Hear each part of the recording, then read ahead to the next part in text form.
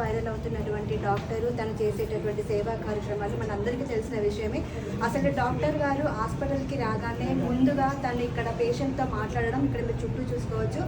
అంతేకాకుండా ఈ డాక్టరు కేవలం మొత్తము నేను ప్రజాసేవ కోసమే ఉన్నట్టుగా వ్యవహరిస్తున్నారు. ఇక్కడ ముందుగా వచ్చినటువంటి పేషెంట్లతోనే అసలు వాళ్ళ ప్రాబ్లమ్స్ ఏంటి, వీళ్ళు ఎక్కడి నుంచి వచ్చారు, మీరు ఏంటి అనేది ముందుగా కనుక్కున్న తర్వాతనే సార్ పర్సనల్గా అందరినీ ఒక్కొక్కరిని చూస్తూ ఉండడం జరుగుతుంది. సో అలాంటి గొప్ప వ్యక్తి, అలాంటి డాక్టర్ గారు ప్రస్తుతం నా పక్కన ఉన్నారు. చెప్పండి విక్రమ్ గారు, అసలు మీ కాన్సెప్ట్ ఏంటి, రాగానే వచ్చినటువంటి పేషెంట్తో మాట్లాడడం అంటే? అమ్మ, ఫస్ట్ నేను రాగానే నాకు తెలిసింది చెప్తాను వాళ్ళకి. ఇప్పుడు రోగాలు రావడం కాదు, ఎందుకు వస్తున్నాయి అనేది ఫస్ట్ చెప్పాలి కదా వాళ్ళకి. సో ఇప్పుడు సపోజ్ మెడ నొప్పి గురించి చెప్పాను ఇవాళ. ఫోన్ వాడకం, మనం ఇలా మెడ వచ్చి ఫోన్ వాడుతున్నాం, దానివల్ల చాలామందికి టెక్స్ట్ నెక్ అనేది వస్తుంది, దానివల్ల మెడ నొప్పి, చేయి నొప్పి అలా వస్తుంది. ఇది వాళ్ళకి తెలిస్తే వాళ్ళు ఇలా చూడకుండా ఇలా ఫోన్ చూస్తారు. ఇలా ఫోన్ చూసినప్పుడు మెడ నొప్పి పోతుంది. మెడ నొప్పి రానప్పుడు హాస్పిటల్కి వెళ్ళాల్సిన అవసరం లేదు, టెస్టులు చేయించాల్సిన అవసరం లేదు, గోళీలు వాడాల్సిన అవసరం లేదు. సో ఫస్ట్ ఎవరెవరికైతే అట్లీస్ట్ మెడ నొప్పి ఉందో వాళ్ళకి తెలిసింది దేనివల్ల మెడ నొప్పి వచ్చింది, మీకు తెలిసిందా అమ్మ? ఐడియా వచ్చింది కదా. సో రేపటి నుంచి మీరు ఫోన్ ఇవాళ నుంచి ఎలా ఫోన్ వాడాలో మీకు తెలుస్తుంది. దానికోసం డాక్టర్ గారు, ఇప్పుడు మీరు న్యూరో డాక్టర్ యాక్చువల్గా అయితే చాలా మందికి మీరు పక్షవాతం చెప్పుడైతే నయం చేశారు. కానీ మీరు పెట్టిన వీడియోస్లో కొంతమంది ఏంటంటే మీరు క్యాన్సర్ గురించి ఎక్స్ప్లెయిన్ చేశారు. ఒక పేపర్ ప్లేట్ తీసుకోండి, దీనిలో తింటే మీకు క్యాన్సర్ వస్తుందని చెప్పేసి. అయితే కొంతమంది పేషెంట్స్ ఏమనుకుంటున్నారంటే అసలు డాక్టర్ న్యూరో డాక్టర్ కదా, కాకపోతే మాకు కూడా చూస్తారు, మమ్మల్ని కూడా చూస్తారు అని అంటే వేరే జబ్బులు కూడా ఉన్నటువంటి పేషెంట్లు కూడా మీ దగ్గరికి రావడం మీరు ఏమైనా గమనించారు? అమ్మ, నేను న్యూరో ఫిజిషియన్, దాని ముందు నేను ఎండి జనరల్ మెడిసిన్ డాక్టర్ని, దాని ముందు డాక్టర్ని, దాని ముందు మనిషిని. సో ఫస్ట్ నా దగ్గర ఎవరు వచ్చినా సరే ఫస్ట్ నేను ఒక మనిషిలాగా నేను చేయగలిగే సహాయం నేను చేస్తాను. ఏ రకంగా నేను హెల్ప్ చేయగలుగుతాను చేస్తాను. ఎందుకంటే అన్ని న్యూరాలజీలు కూడా అమ్మ చాలా వరకు 90% సైకలాజికలే. సో మనిషి టెన్షన్ వల్లనే వచ్చిన రోగాలు ఎక్కువ 90% ఉన్నాయి. సో అలా నేను న్యూరాలజికల్ రిలేటెడ్ చూస్తాను. కొన్నిసార్లు బీపీ షుగర్ గురించి కూడా లైఫ్ స్టైల్ మోడిఫికేషన్స్ చెప్తాను. అంటే ఇలా లైఫ్ స్టైల్ మోడిఫై చేస్తే బీపీ షుగర్ కంట్రోల్ ఉంటుంది. కొందరికి ఇన్సులిన్ తగ్గి ట్యాబ్లెట్ వరకు రావడం, 2-3 గోళీ నుంచి 1 గోళీ వరకు రావడం, ఎర్లీ స్టేజెస్లో లైఫ్ స్టైల్ మోడిఫై చేస్తే గోళీలు అవసరం పడకపోవడం కూడా కొన్నిసార్లు చూశాను నేను. సో అలా అని అందరు నా దగ్గర రావద్దు. మీ పక్కన ఎవరైతే డాక్టర్స్ ఉంటారో, మీ లోకల్గా మీరు ఎవరైతే షుగర్ డాక్టర్ దగ్గరికి, ఫిజిషియన్ దగ్గరికి ఎవరి దగ్గరికి వెళ్తే మీరు వెళ్తారో వాళ్ళ దగ్గరికి వెళ్ళండి. చాలాసార్లు ఏమైనా డాక్టర్ హెల్ప్ చేయాలనుకుంటారు, కానీ ఆ టైంలో వాళ్ళకి తెలియదు, టెస్ట్ గోళీ రాసిస్తారు. సో మీరు వెళ్ళి సార్ నేను లైఫ్ స్టైల్ మోడిఫై చేసి నేను షుగర్ కంట్రోల్ తెచ్చుకోవచ్చా, నేను 2 గోళీల నుంచి 1 గోళీ రావచ్చా, అర్లీ స్టేజ్ షుగర్ ఉన్న వాళ్ళు షుగర్ లేకుండా కూడా నేను మంచిగా ఉండొచ్చా అనేది మనం డాక్టర్లు అడిగితే వాళ్ళు చెప్తారు. సో లైఫ్ స్టైల్ మోడిఫికేషన్తో చాలా వరకు బెనిఫిట్ ఉంటుంది అన్నమాట. డాక్టర్ గారు, ఇప్పుడు మీ దగ్గరకు వచ్చినటువంటి పేషెంట్లు కేవలం 200 నుంచి 500 రూపాయలే మెడిసిన్ రాస్తున్నారు. సో మీరే కొన్ని వీడియోస్లో పెట్టారు, అరే నాకు ఇంత తక్కువ మెడిసిన్ రాశారు ఎందుకు అని అడుగుతున్నారు, మీరు వాళ్ళకి ఎక్స్ప్లెయిన్ చేస్తున్నారు. సో అసలు ఏంటి దాని కాన్సెప్ట్? అంటే అవసరం ఉన్న దగ్గర మందులు వాడాలి, అవసరం లేని దగ్గర మందులు వాడకూడదు కదా. సో ఇప్పుడు నేను చెప్పాను, లైఫ్ స్టైల్ మోడిఫై చేస్తే 2 షుగర్ గోళీల బదులు 1 షుగర్ గోళీ సరిపోతుంది. సో అలా లైఫ్ స్టైల్ మోడిఫై చేయడం అనేది నా కాన్సెప్ట్. సో నాకు ఒక కాన్సెప్ట్ ఏంటంటే అన్న, పేషెంట్ అనేవాడు ఎప్పుడు పేషెంట్లా ఉండకూడదు, పేషెంట్లాగా ఎవరు ఉండకూడదు, అంత నార్మల్గా ఉండాలి. వీళ్ళంతా నా వాళ్ళే కదా, అంతే కదమ్మా. నా వాళ్ళు బయట వాళ్ళు తేడా ఎక్కడ వస్తాము, మనం అనుకోవడం బట్టి ఉంటుంది. ఆమె నా బిడ్డ అని నువ్వు అనుకుంటున్నావు మమ్మీ, ఆ వయసున్న వాళ్ళు ప్రతి వీడు నా కొడుకు లాంటి వాడు నువ్వు అనుకున్నావు అనుకో, వీడు కూడా నీ కొడుకు. సో అలా అందరు నా వాళ్ళే కాబట్టి, సో నా వాళ్ళు అనారోగ్యంగా ఉంటే నేను చూడగలనా, నా కొడుకుకో నా తల్లికో నా చెల్లికో బాగుంటే నేను తట్టుకోలేను కదా.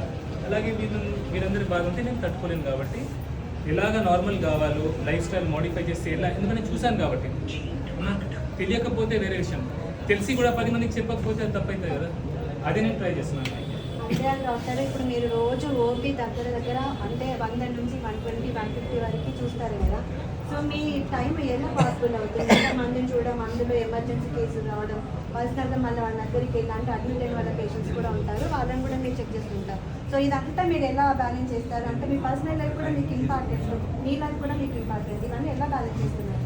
అమ్మ, ఇప్పుడు నేను చూసే విధానం కరెక్ట్ కాదు, నేను అందరికి చెప్తున్నా, వచ్చిన వాళ్ళకి కూడా అందే చెప్తున్నా. ఇంతమందిని చూడడం ఒక డాక్టర్ కరెక్ట్ కాదు, నేను చేసేది కరెక్ట్ కాదు. కానీ నా దగ్గర గత్యంతరం లేదు. ఓపెన్లీ చెప్తున్నా, దానిలో గొప్పదనం కాదు. ఒక డాక్టర్ 120 చూశాడు, 150 చూశాడు, 200 పెద్ద గొప్ప డాక్టర్ కాదు, అది కరెక్ట్ కాదు.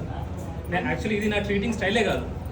నాకు ఒక 50 మంది 70 మంది అట్ ది మ్యాక్స్ వస్తే వాళ్ళతో కరెక్ట్ టైం స్పెండ్ చేసి, ఇప్పుడు ఏమవుతుందంటే అంటే ఈ టైంలో అయితే నేను స్పెండ్ చేయలేకపోతున్నాను. సో దాన్ని నేను బాధపడుతున్నాను.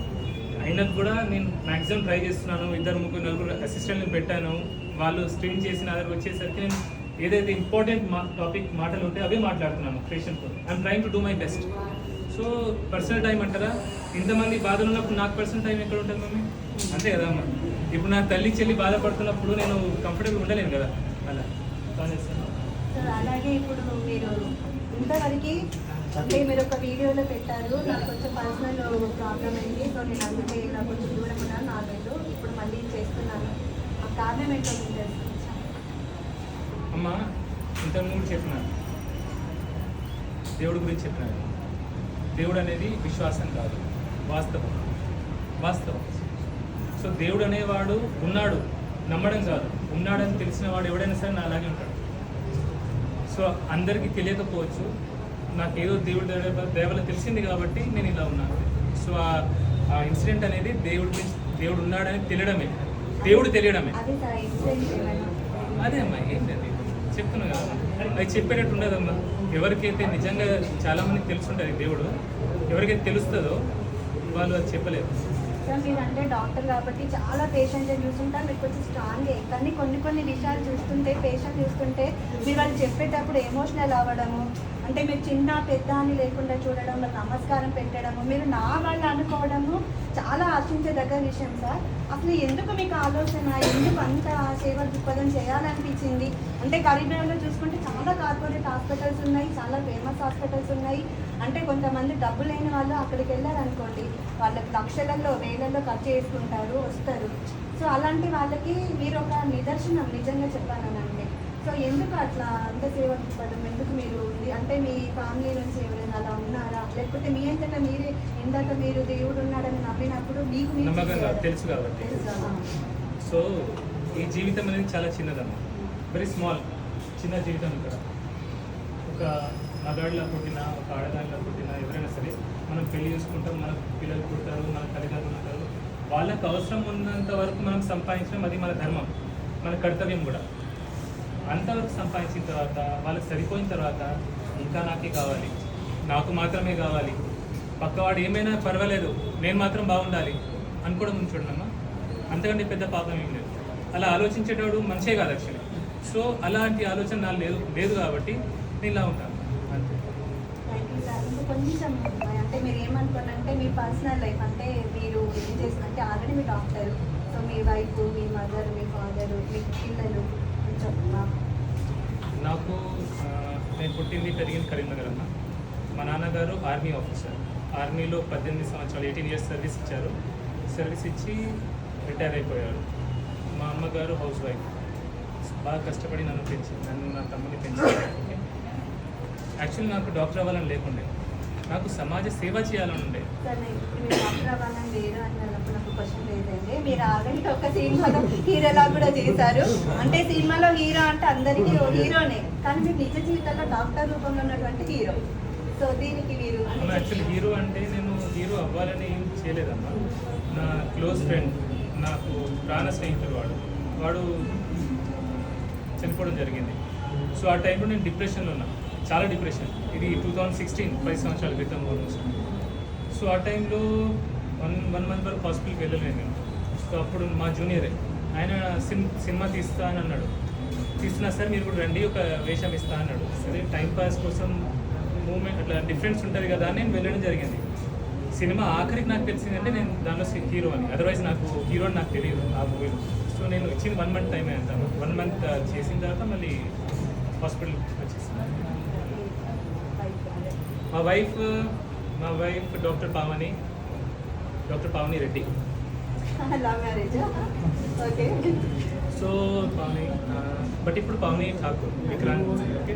సో తనది హైదరాబాద్. మా అమ్మగారు మాదాపూర్ స్టీల్ ఏజెన్సీస్ అని మాదాపూర్లో సెటిల్. Love marriage. నాకు 5 పిల్లలు. ఓకే. నాకు తమ్ముడు, తన భార్య బిందు. తమ్ముడు ఆర్కిడ్ హాస్పిటల్ మేనేజ్ చేస్తారు, భార్య ఇక్కడ టైంని మేనేజ్ చేస్తారు. సో నాకు తమ్ముడికి ఇద్దరికి 5 పిల్లలు. 5 పిల్లలు ఎందుకు చెప్తున్నా అంటే మనం అందరం అది గుర్తుంచుకోవాలి. అన్నదమ్ములు ఉన్నప్పుడు 2 అన్నదమ్ముల 3 అన్నదమ్ముల నా తమ్ముడి బిడ్డలు నా బిడ్డలు వేరే కాదు. సో మీరు ఎప్పుడు కూడా మీరు మాట్లాడేటప్పుడు మీ తమ్ముడికి మీకు ఉన్న పిల్లలు ఎంతమందో లెక్క పెట్టి చెప్పాలి. సో నాకు 5 పిల్లలు అలా. సో వాళ్ళు చదువుకుంటున్నారు అట్లా. మీ వాల్యుబుల్ టైం నేను ఇంకా వేస్ట్ చేసుకోలేదు. లాస్ట్ టైం ఒక్కటే క్వశ్చన్ సార్, అసలు అంటే మీరు చాలా వీడియోస్లో పెట్టారు, ఇక్కడ వచ్చినటువంటి వాళ్ళకి ఫుడ్ విషయం కానీ డైట్ విషయం కానీ చెప్పారు. ఇంకా ఏమైనా చెప్పండి, ఏదైనా ఉంటే మా పాపకి మేడం వాళ్ళు వెళ్ళిపోతే పేషెంట్స్ కి అది అయిపోయింది. అందుకే లాస్ట్ క్వశ్చన్ నేను మెన్షన్ చేశాను. చాలా దూరం నుంచి వచ్చినారు అందరూ, మీరు ఇప్పుడు వచ్చి లాస్ట్ ఓకే అమ్మ, నేను చెప్పేవన్నీ వీడియోస్లో ఉన్నాయి. నేను అందరి నుంచి కోరేది ఒకటే, ఫస్ట్ మీరు నేను చెప్పేది వినండి, అవి మీకు నచ్చినవి పాటించండి. నచ్చినవి పాటించడం కూడా వద్దు. నేను ఎవరికి గురువుని కాదు, నేను ఎవరికి టీచర్ని కూడా కాదు. నాకు తెలిసింది మీ అందరికి చెప్తున్నాను.